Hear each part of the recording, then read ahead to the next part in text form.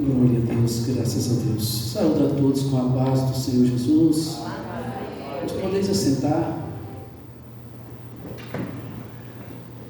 Eu quero agradecer a Deus, louvar a Deus por esse momento, por esta oportunidade. Creio que todos sabem que no último dia 27 de fevereiro eu sofri um infarto. E por um milagre, eu estou aqui. Então, é uma emoção muito grande, irmãos, de saber que Deus nos concede uma outra oportunidade de estarmos aqui, de poder estar aqui com os irmãos. Então, eu louvo muito a Deus, em primeiro lugar, por tudo, toda a minha família, minha esposa. Quero louvar a Deus pela vida do pastor, dos pastores, Ribamar, todo esse corpo ministerial e toda esta igreja que estiveram orando por mim. Eu louvo a Deus, agradeço a Deus pela vida de cada um. E só Deus sabe, né? O quanto muita coisa aconteceu comigo no meu interior depois disso. Muitas coisas mudaram. E Deus tem trabalhado nas nossas vidas. Irmãos, sem mais perda de tempo, sem mais delongas, eu quero, já antes de iniciar o estudo, o Senhor colocou uma palavra no meu coração. Eu queria dizer aos irmãos, no decorrer do estudo da palavra, se em algum momento, às vezes a minha voz falhar, que isso tem acontecido constantemente. No meu trabalho, eu estou falando, às vezes falha, que ainda não está 100% ainda, né? Mas nós estamos caminhando para chegar ao 100%. Amaciando, isso. Então, pelo que eu passei, né, me lembro muito bem, dentro da UTI, para me conversar, alguns momentos, pegar no peito, apertar e falar alguma coisa. Então, hoje eu não preciso mais, graças a Deus. Então, se no decorrer do estudo, às vezes dá uma falhada na voz, o irmão vai considerando aí, porque nós estamos passando por um processo de recuperação. No próximo dia 24 agora, eu vou estar retornando ao médico, né? Está marcado o retorno, e eu tenho certeza que Deus vai nos abençoar e as coisas vão só melhorando. Amém? Muito bem.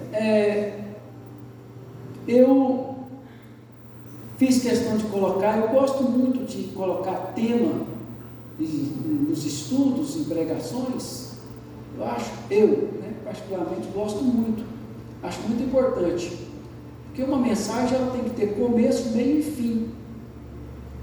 Porque se eu iniciar falando do arrebatamento, depois eu falo sobre provações, depois eu falo sobre o milênio, depois eu falo sobre outras coisas, sobre família, então no final da mensagem ninguém vai entender o que realmente era para ser falado. Então uma mensagem ela tem começo, meio e fim. E por esse motivo Deus tocou no meu coração para colocar como tema, né? Até no cartaz pedi que o Fernando colocasse sobre provisão. A provisão chegará e o impossível acontecerá. Então, essas duas palavras que são muito importantes em nossas vidas. Então, é o Deus da provisão e Ele é também o Deus do impossível. O nosso Deus. O nosso Deus, Ele provê E Ele também faz aquilo que é impossível aos homens, aos olhos humanos. E nesta noite, eu quero apresentar para você algumas coisas que, humanamente falando, seria impossível acontecer. E aconteceu aqui nesta terra. Muitas coisas que para os olhos humanos, ou para a mente humana, era impossível.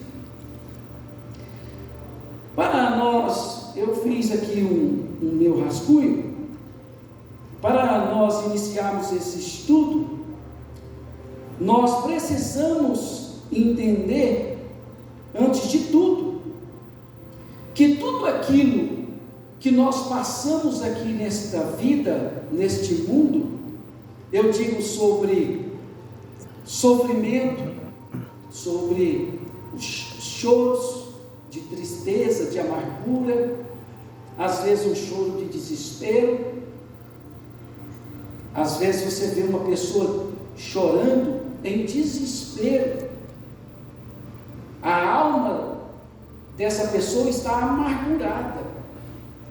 E eu digo de pessoas que conhecem a palavra, porque nós somos humanos. Existe momento na nossa vida que o desespero vem, a angústia e o sofrimento é inevitável. Eu queria conhecer, quero conhecer ainda, queria ver se existe um só cristão na terra que pode dizer que nunca passou uma luta. Creio que é impossível. É impossível. Mas Deus nos criou para isso, para viver uma vida assim, de sofrimento, e vou mais além, de provações. Quando Deus cria o homem, e quando digo homem, estou generalizando, o homem e a mulher. Quando Deus cria Adão e Eva, Ele cria um projeto. E para ser mais preciso ainda, antes de criar o homem, com certeza já existia, Deus já tinha um projeto. Porque quando você determina a construir uma casa, você não vai primeiro comprar os materiais e iniciar a sua casa.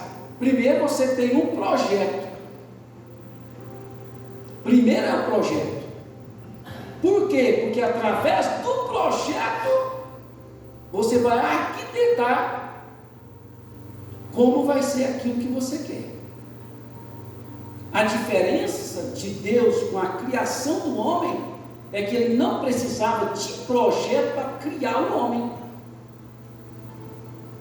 Ele criou o projeto para o homem viver, porque o homem precisava de um projeto, porque o homem ele é limitado.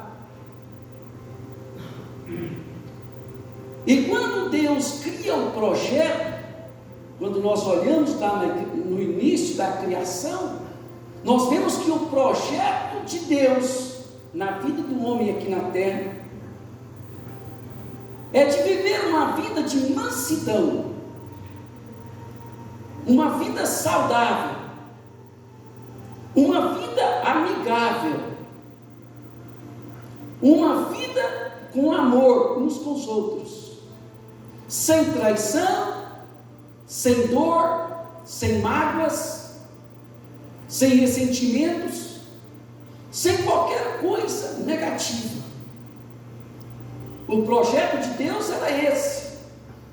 Deus não criou um projeto e determinou criar o homem com tudo isso, com esse mundo que nós vimos e que nós conhecemos dentro da história. Não. Porque nós servimos um Deus que Ele é santo, Ele é puro E ele não tem dois lados. O lado de Deus é um só. É o certo, é o correto, aquilo que é santo, aquilo que é bom, aquilo que é agradável, aquilo que edifica, aquilo que cresce, que prospera na vida da raça humana. Ele não tem dois lados, é um só. E sempre foi e sempre será o lado positivo. Interessante que quando Deus cria o projeto e cria o homem e coloca o homem lá no Éden, muitos até, nós estamos hoje num culto de ensino, às vezes nós temos muito a forma de dizer que o lugar era o jardim do Éden. Na verdade, o nome era Éden. A Bíblia diz que Deus plantou o jardim no Éden. O nome era Éden. E nesse lugar era um lugar maravilhoso, cheio de plantas. Veja bem aqui para onde nós vamos chegar.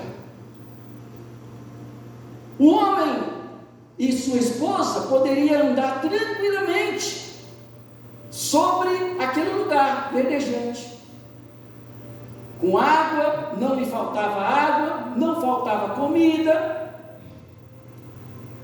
E Deus, quando Ele cria o homem, Ele cria o projeto e a provisão para a sobrevivência do homem ali no Éden. Tanto é que Ele plantou um jardim para embelezar, ficar bonito, flores, coisas verdejantes.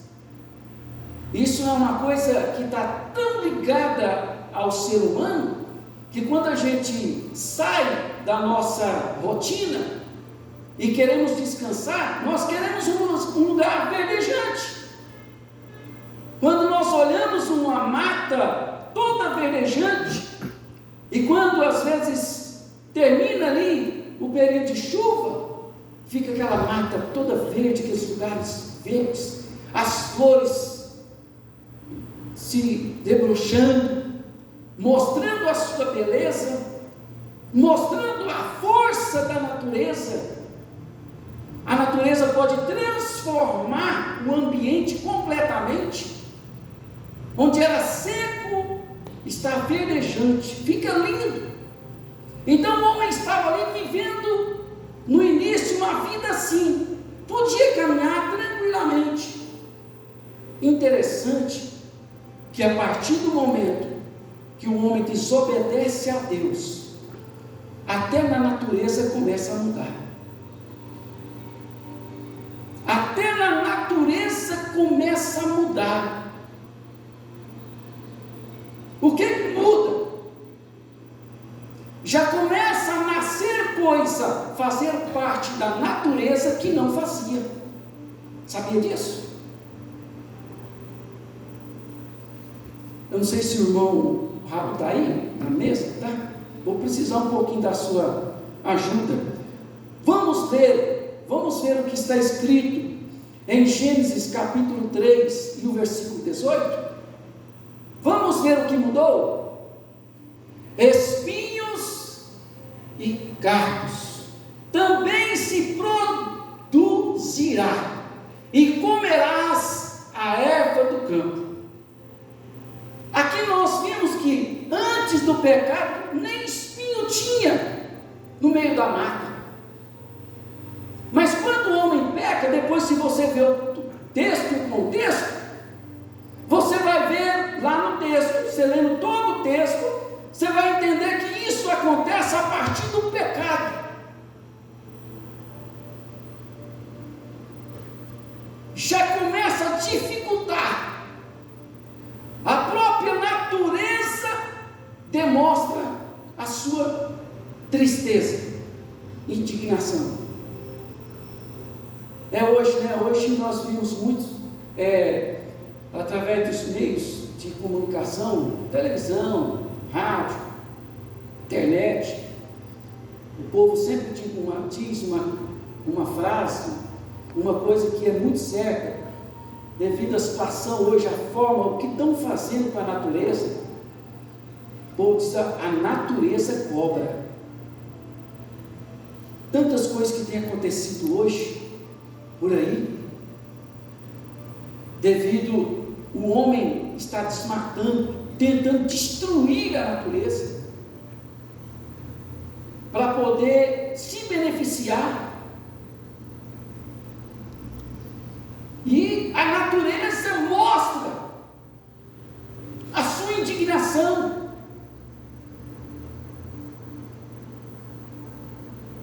Então, quando o homem peca, já começa a iniciar, no meio da natureza, começa, ali a Bíblia diz que nasce, Deus faz produzir espinhos. O espinho, ele representa dificuldade, ele representa empecilho para o homem. Por que colocaram uma coroa de espinhos sobre a cabeça de Jesus? É para ficar mais confortável? Para aliviar a dor? Não, o contrário, é para trazer dor, para ferir, para machucar. O espinho representa isso. Quando nós vimos lá na Bíblia, quando fala sobre o espinho na carne de Paulo, que isso se trata de outro assunto, mas eu estou falando sobre espinho, o significado de espinho, que é algo que faz ferir, que faz incomodar. Se você está com espinho no seu pé, na sua mão, todas as vezes que você encosta o seu pé, a sua mão, e o espinho ali encosta em alguma coisa, vai ferir, vai incomodar a sua carne, o seu corpo. Tem um momento que você vai ter que tirar esse espinho, porque se você não tirar, vai infeccionar, e dependendo da situação, pode ficar uma coisa mais grave. Então, o bom é tirar o espinho. Colocar uma coroa de espinho na cabeça de Jesus, para trazer incômodo, para servir também como zombaria.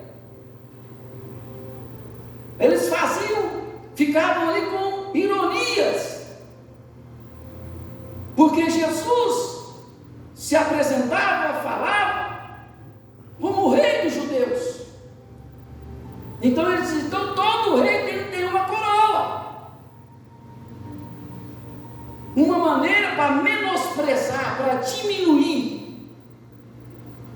O espinho representa isso.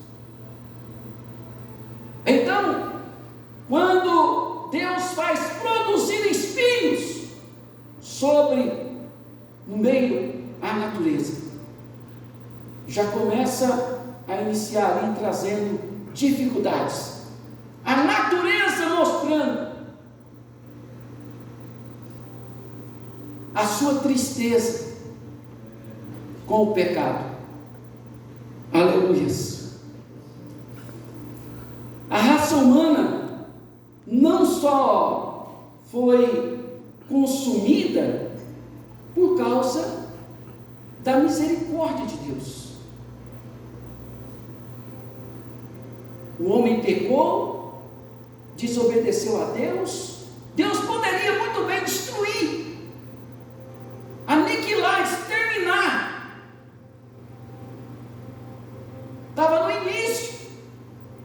Para ele não ia mudar nada. Ele continuaria sendo Deus. Vamos ver o que está escrito no livro de Mateus, capítulo 24, versículo 22.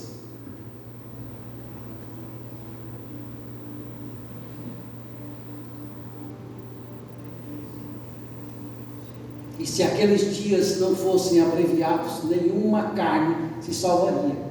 mas por causa dos escolhidos serão abreviados aqueles dias. Aqui está falando de uma outra ocasião. Aqui, essa palavra aqui é uma palavra escatológica. Na verdade, Mateus 24 é um texto escatológico, ou seja, é um texto que está falando de coisas futuras,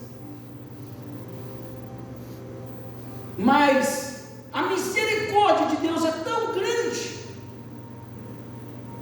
que após o homem pecar, Ele coloca, impõe ali consequências, preços que o homem teria que pagar pelo seu erro. Mas a misericórdia de Deus é estendida sobre a vida do homem. Por isso que nós estamos aqui hoje, nesta noite.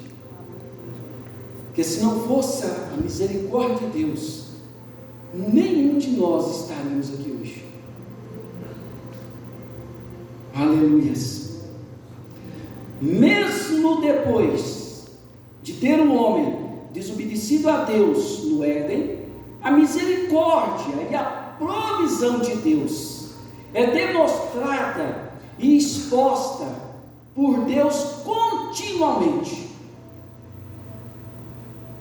Mesmo depois do homem errar, falhar com Deus, decepcionar Deus, mesmo assim, Deus continua provendo para o homem.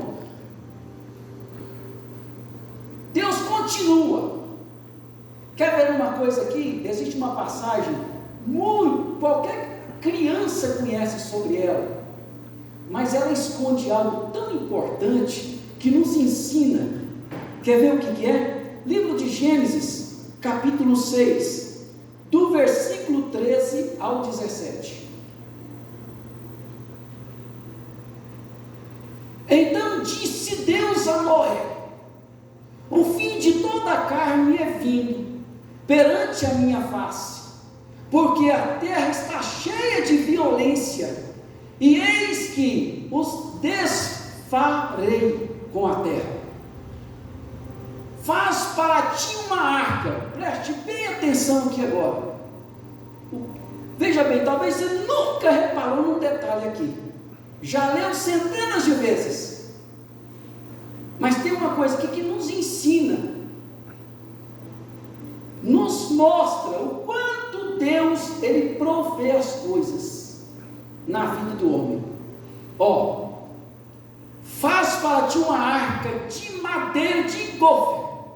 Farás compartimentos na arca e no batumarás, por dentro e por fora com betume. Vai lá. É até os 17. 16 agora. Isso. Farás na arca uma janela de um couro. Cobrarás em cima. Deixa eu passar algo aqui que talvez nem todos sabem. A medida de um côvado. Qual é a medida de um côvado? Do cotovelo até a ponta do dedo. Aqui. Essa é a medida de um côvado. E a porta da arca porás ao seu lado, far-te-ás andares baixos, segundos e terceiros, porque eis que eu trago um dilúvio de água sobre a terra, para desfazer toda a carne em que há espírito de vida, debaixo dos céus, tudo que há na terra expirará, ou seja, morrerá. O que é que tem aqui tão importante? Quando Deus fala para Noé, para ele construir uma arca, para ele construir uma arca, ele precisava de quê? De quê? O que é que ele precisava? A arca foi construída de quê? Madeira. Aí tinha madeira? Ou não? Tinha. Ele dá detalhe, ele fala o tipo de madeira. O que eu vejo tão interessante aqui?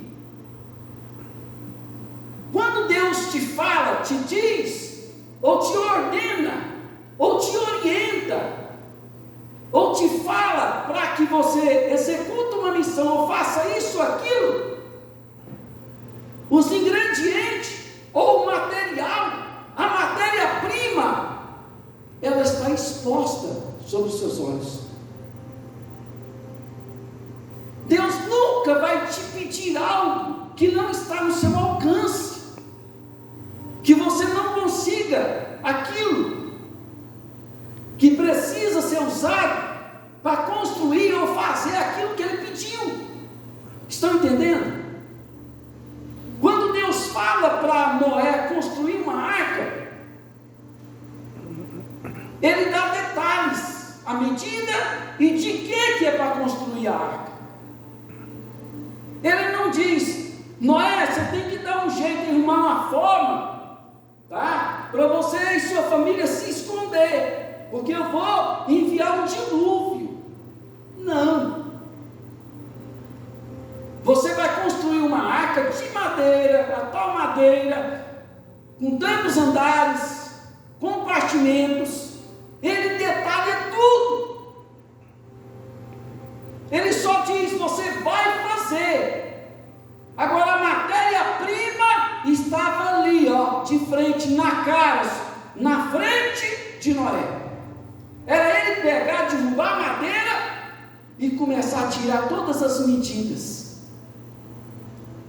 Então, se Deus fala algo para você, pede algo para você, não precisa preocupar, porque Ele vai prover a matéria-prima.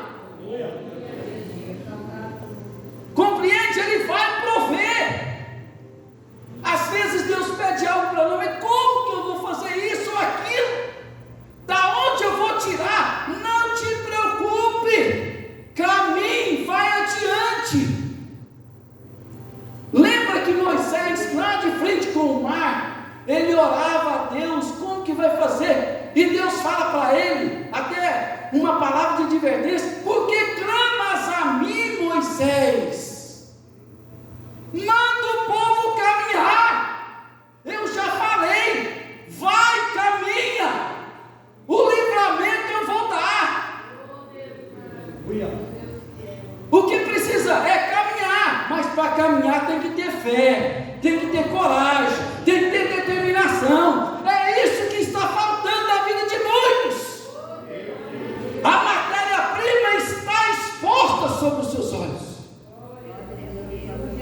Você precisa acreditar, crer, estar determinado, porque se Deus falou, Ele vai prover o recurso que você precisa para concluir a bênção ou um milagre na sua casa. Ele vai prover.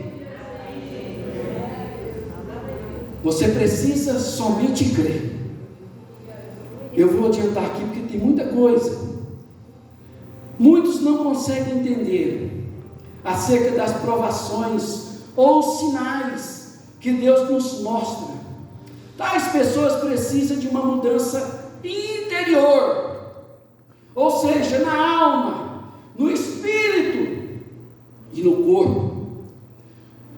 Quando tomamos a decisão de servir a Deus, temos que passar por processos de mudança. Isto é, ou seja, a aprendizagem. Quando nós tomamos uma decisão para servir a Deus, nós temos que entender que nós precisamos cada dia aprender cada vez mais de Deus, né? Vamos ver o que está escrito, 2 Pedro, capítulo 3, versículo 18. Antes crescei na graça e no conhecimento de nosso Senhor e Salvador Jesus Cristo. A Ele seja dada a glória, a assim agora como no dia da eternidade. Amém. Ou seja, o que você precisa de fazer? Crescer no conhecimento e na graça. Conhecimento como? Lendo a Bíblia, estudando a Bíblia, fazendo um curso básico, pelo menos, na Bíblia. Essa é a parte do conhecimento. Conhecimento é uma coisa, sabedoria somente Deus pode dar. Mas conhecimento depende de cada um. Qualquer um é capaz. Talvez você está aí na nave do tempo, tenha vontade de ser um pregador, tem vontade de ser uma pessoa que louva a Deus, que canta um hino, obedecendo ali o playback, as notas direitinho. O que você precisa fazer? Pedir a Deus: Senhor, me mostra qual é a área que o Senhor quer me usar. Porque a Bíblia diz que Deus chamou cada um para determinadas coisas.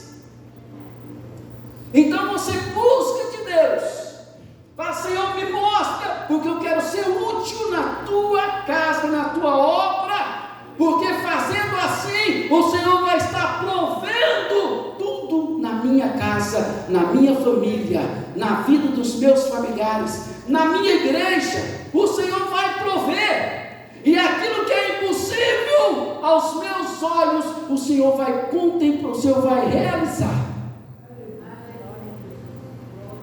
Então Deus começa a trabalhar na sua vida. Aí você vai se destacando. E o pastor, como sempre, os pastores, os líderes da igreja, os pastores, eles sempre estão observando.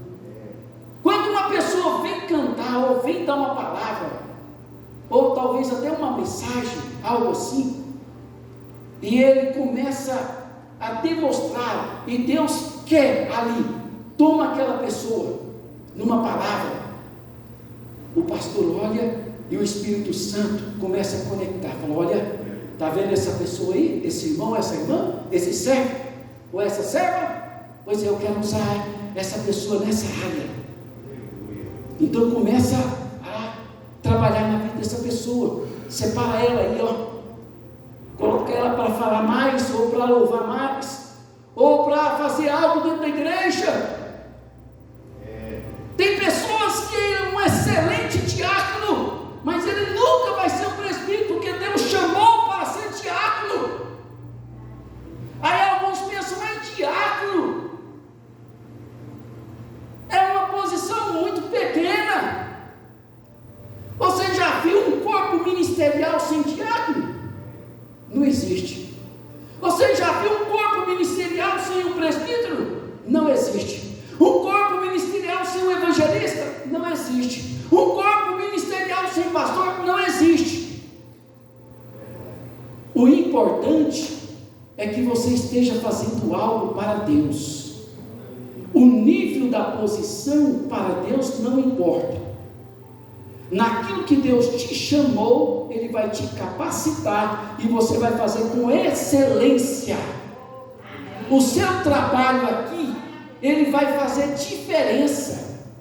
Eu já vi pessoas que já aceitaram Jesus, porque a pessoa ficou ali até emocionada quando chegava na igreja, a forma que era recebida.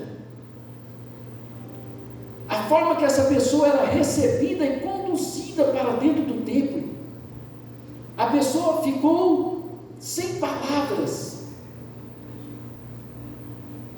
Uma certa vez eu conheci uma pessoa assim, perguntei, falei: você está gostando da palavra? Olha, até estou gostando, mas o que está me mexendo com a minha emoção, quando eu chego lá, a pessoa me recebe, mas parece que já me conhece há anos, é um carinho, já me recebe com um sorriso, com aquela alegria, é algo assim que eu não sei explicar. Eu sinto uma paz quando a pessoa me recebe. Eu estou frisando isso porque tem pessoas que acham que está lá na porta da igreja recebendo as pessoas, isso não é tão importante. O importante é só quem está aqui. É um equívoco. Essa pessoa está totalmente enganada. É como eu disse, essa função também, esse trabalho, faz com que muitas almas venham e se rendem aos pés de Jesus. Lá onde eu fui criado, lá onde a igreja onde eu congreguei durante muitos anos, uma igreja grande, muito grande, 1.000 e tantos membros. Lá os homens, tem muitas pessoas ricas, muitas mesmo, e pela misericórdia de Deus, eu fui líder de jovem, tive muitas funções ali dentro. Está aqui, a irmã Geralda teve lá algumas vezes na cidade, teve comigo, viu lá algumas coisas, mas enfim, o que eu quero dizer é que lá tem um grupo mais ou menos uns 15 a 20 homens fazendeiros, empresários muito ricos. Você sabe o que muitos deles fazem nas festas, pastor? Nos congressos, tem um lá que ele não abre mão, ele é o chefe da cozinha, vai para dentro da cozinha, cortar carne, preparar comida, que é um dos homens que eu mais admiro, Aldelino, que foi meu patrão também, e que também me manteve na obra uma certa vez. A maioria deles fazem isso, vai para a cozinha, vai servir. Quando termina o culto, lá tem um refeitório, e aí eles vão ajudar a servir. Estão ali tudo sujo ali, ó, de gordura e tudo. Porque Deus vê eles, quando eles estão plantando nas lavouras deles, Deus está provendo, repreendendo todo o mal. Deus sempre tem provido, e Deus sempre vai continuar provendo, e Deus vai continuar realizando aquilo que é impossível aos homens, e Ele vai realizar na sua vida. Aleluias, aleluias. Temos que fazer sempre uma perspectiva das nossas vidas, sempre para lembrarmos de onde viemos, e que temos um Deus fiel, justo, provedor, poderoso, para fazer além daquilo que pensamos. Eu queria falar sobre algo aqui agora.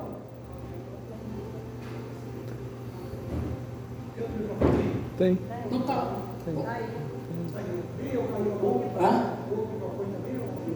Tá.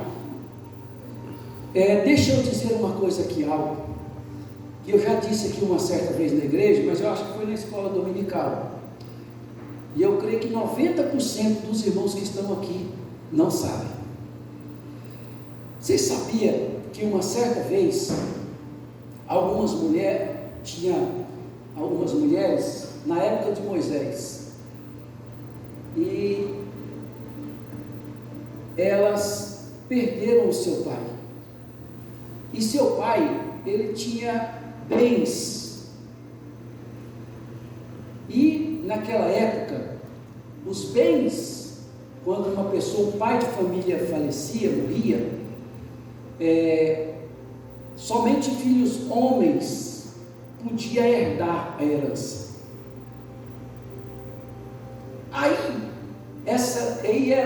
E esse homem que morreu, ele só tinha filhas, só mulheres. E aí o que aconteceu? Vamos olhar na Bíblia, vamos ver o que aconteceu. No livro de Números, capítulo 27, do versículo 1 ao 11, vamos ver o que Deus é capaz de fazer. Aqui Deus faz uma mudança na lei de Moisés, para ajudar e beneficiar essas mulheres. E chegaram as filhas de Zelofehade, filho de Éfron, filho de Gileade, filho de Maquir, filho de Manassés, entre as famílias de Manassés, filho de José, e a estes são os nomes de suas filhas Macla, Noa, Opna, Milca e Tirza. E puseram de diante de Moisés e adiante de Eleazar, o sacerdote, e diante dos príncipes e de toda a congregação. Veja bem, não foi uma coisinha, era uma reunião muito importante. A porta da tenda da congregação, dizendo: nosso pai morreu no deserto e não estava entre a congregação dos que se congregavam contra o Senhor, na congregação de Corá. Ou seja, vocês, só para os irmãos entenderem aqui, lembra daquela rebelião que teve, aqueles 3 homens foram engolidos pela terra? Então ela está explicando que o pai dela não fazia parte dos rebeldes lá, tá? Contra o Senhor, na congregação, mas morreu no seu próprio pecado e não teve filhos, homem, né? Porque se tiraria o nome de nosso pai para do meio da sua família, porquanto não teve filhos. Dai-nos a possessão entre os irmãos de nosso pai. E Moisés levou a sua causa perante o Senhor. E falou o Senhor a Moisés, dizendo: as filhas de Zelofeade falam retamente, certamente lhes darás possessão de herança entre os irmãos de seu pai, e a herança de seu pai farás passar a elas. E falarás aos filhos de Israel, dizendo: quando alguém morrer, não tiver filho, então fareis passar a sua herança a sua filha. Somente até aqui. Veja, o que Deus fez? Às vezes existe situação na sua vida, lá na sua casa, que você pensa: isso aqui não tem como, é irreversível essa situação. Essa passagem aqui, ela nos ensina de que Deus, ele pode reverter, ou mudar, ou transformar, mexer até em lei, para te beneficiar, porque Ele é um Deus provedor, Ele é um Deus do impossível. Ele olhou para aquelas mulheres e viu a importância de fazer isso, de prover isso para elas, porque senão elas ficariam desamparadas, sem recursos. Então Deus, ele faz o que for preciso para prover o seu celeiro, para não faltar o mantimento na sua casa. Ele provê para abrir aquela porta que você tanto almeja, que você tanto necessita. Ele provê, e Ele também realiza coisas que aos olhos dos homens é impossível, mas Ele faz, porque o nosso Deus é um Deus que provê e realiza e faz aquilo que é impossível aos homens. Amém? Glória a Deus. O Deus que servimos e adoramos e acreditamos é um Deus que pode nos dar vitória. Agora eu vou trazer algo aqui também, que eu creio que quase todos talvez nunca ouviu dizer. Existem muitas coisas na Bíblia que às vezes nós passamos desapercebidos, né? Mas é muito importante nós entendermos sobre coisas que às vezes não vem ao nosso conhecimento, e às vezes por um motivo ou outro nós estamos lendo a Bíblia, mas passa desapercebido. Muito bem, O Deus que nós servimos, adoramos e acreditamos é um Deus que pode nos dar vitória sem precisar de lutar. Vou provar isso aqui na Bíblia. Ele quer ver a nossa confiança, nossa entrega, nossa determinação nele.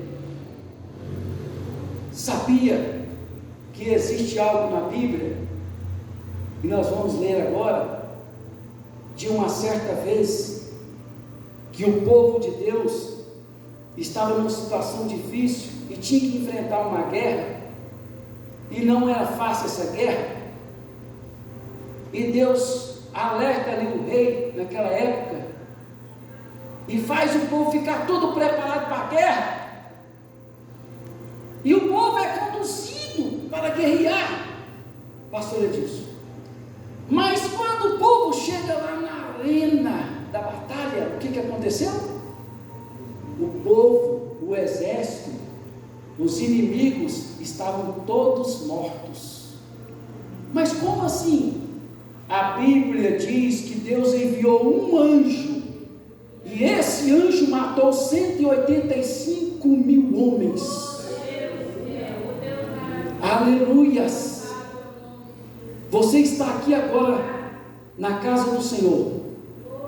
Eu vou dizer uma coisa aqui agora. Eu vou profetizar sobre a sua vida. Você que crê. Você que crê.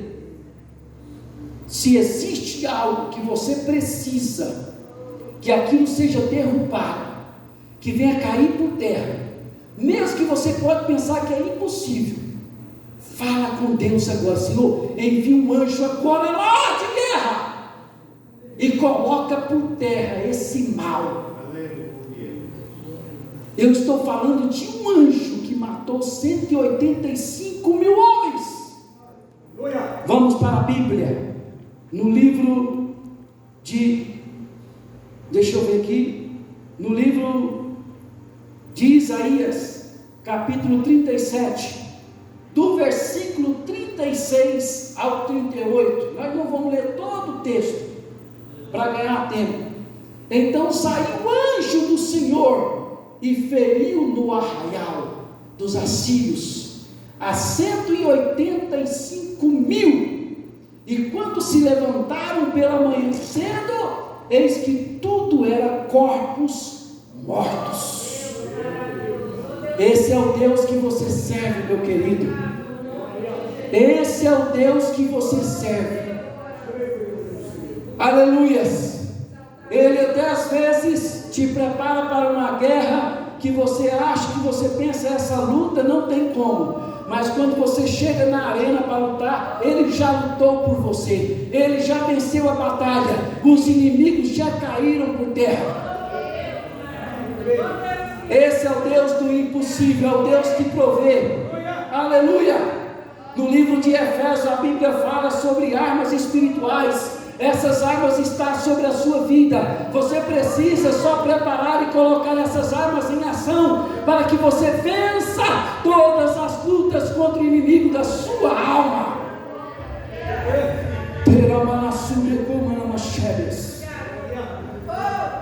Aleluias. Lembra o que está escrito em Efésios capítulo 6 sobre as armas espirituais? Sobre o capacete. Para que serve o capacete? Para proteger a sua mente. Tudo aquilo que vier a ser falado, para diminuir a sua fé, para se tornar às vezes até um incrédulo, para tentar colocar na sua mente que você não é nada, que não vale a pena estar aqui na igreja, que coloca na sua mente, olha, hoje o culto é de terça-feira, vai estar 2, 3 pessoas, não vou não.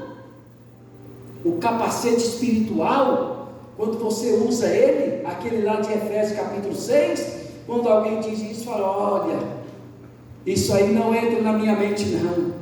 Pode estar somente eu lá e o pastor, mas eu vou ouvir a palavra, eu vou aprender da palavra, porque a Bíblia diz que a fé vem por ouvir e ouvir a de Deus.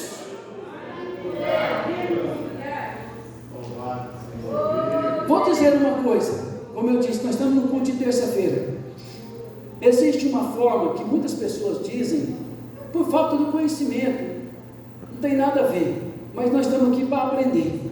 Às vezes nós estamos num culto de um pequeno número de pessoas, e às vezes o irmão ou a irmã, irmão, nós estamos aqui num pequeno número, mas a Bíblia diz que onde está 2 ou 3 reunidos em meu nome, ali estarei no meio de vós.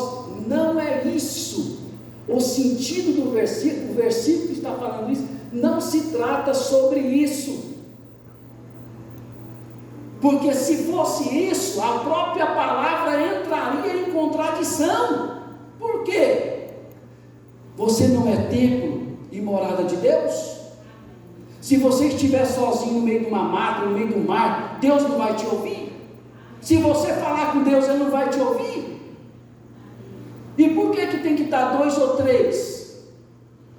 Quando você vai lá no texto, você vai entender que não tem nada a ver com isso.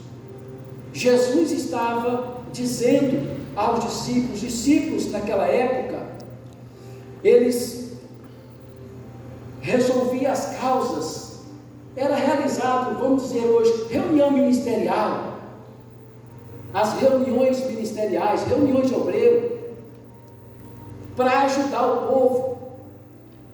As pessoas cometiam seus erros, seus pecados, como hoje não é diferente.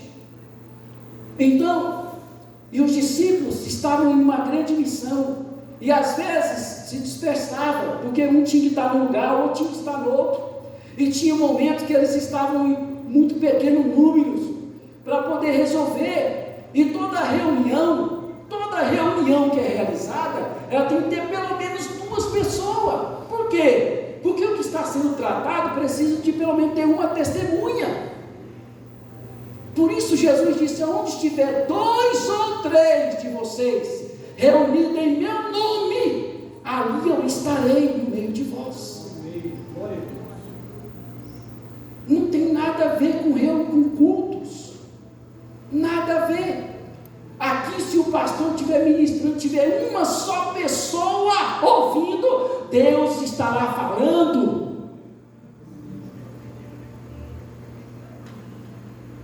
Não importa, não se trata das reuniões, dos cultos que são realizados. O sentido é outro. O que Jesus estava falando se trata de uma outra coisa, de reunião ministerial.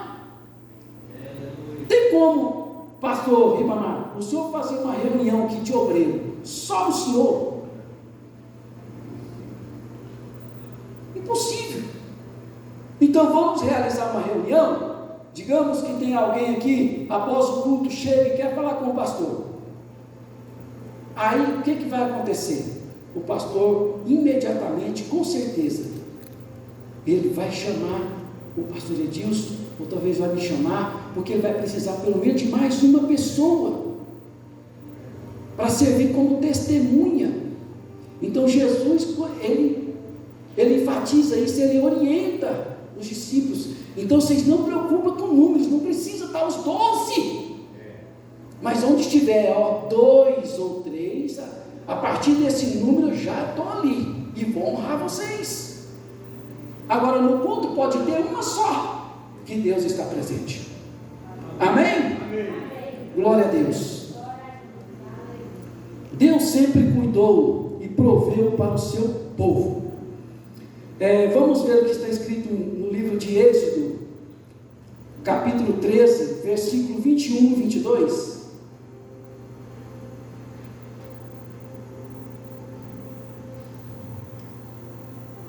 O Senhor irá diante deles de dia numa coluna de fogo.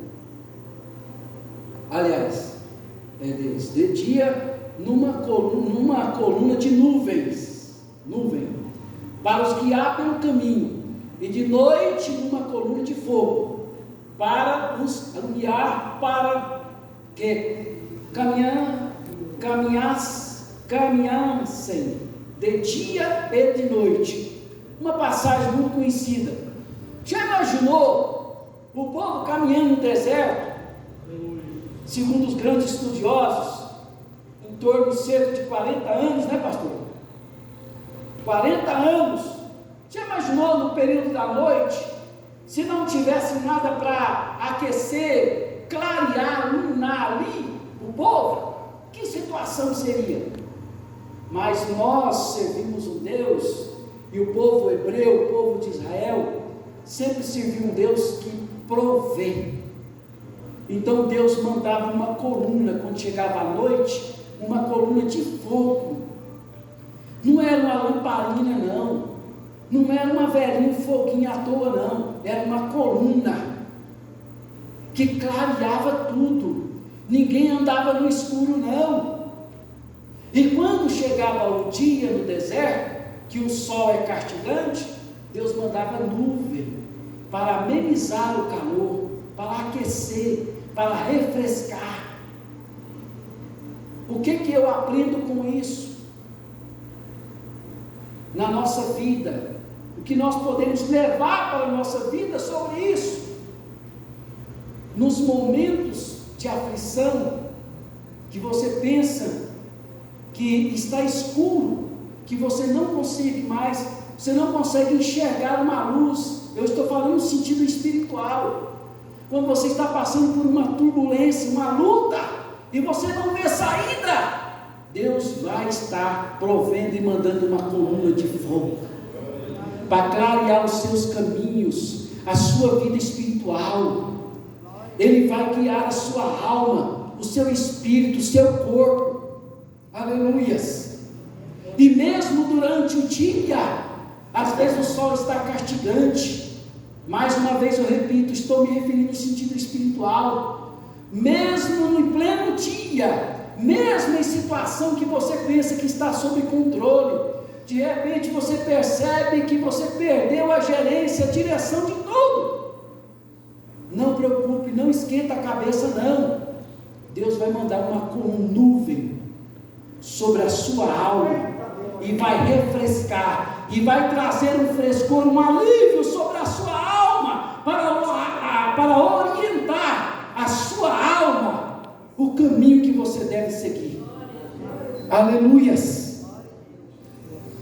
Mas mesmo o povo vivenciando o mar se abrir, a coluna de fogo, nuvens para amenizar a situação ali durante o calor, alguns daquelas pessoas que estavam caminhando no deserto tinha vontade, questionava, murmurava e falava que se estivesse no Egito seria melhor. Tem muita gente que saiu do Egito, mas o Egito não saiu dele. Muita gente. Tem muita gente que dentro da igreja, mas as práticas mundanas não saiu dele ou dela. E ainda tem a coragem de dizer, mesmo ouvindo a palavra constantemente, o que é certo e o que é errado, diz, diz isso, mas isso não tem nada a ver, não. Isso é radicalismo, fanatismo para servir a Deus. Não precisa disso, não. A minha Bíblia diz, Tessalonicenses capítulo 5, versículo 23, e o mesmo Deus de paz vos santifique em tudo, o vosso corpo, alma e espírito seja plenamente conservado para a vinda irrepreensível do nosso Senhor e Salvador Jesus Cristo. Hebreus 12, 14, segui a paz com todos e com a santificação, sem a qual ninguém verá o Senhor. Então não tem esse negócio de mais ou menos, de dar um jeitinho de ganhar com Deus, ou é ou não é. Isso não sou eu que criei, a Bíblia diz. Você quer ver um pouquinho, entender mais sobre essas questões? Lê as cartas de Pedro, de João, 1 João, 2 João. Você vai ver ali palavras fortíssimas.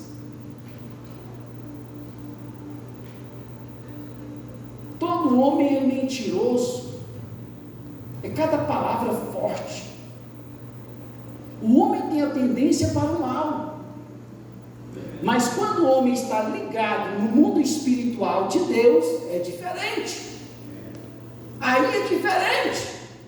Então, nós servimos um Deus que provê. E o Senhor nos tirou do Egito, que é este mundo hoje aí.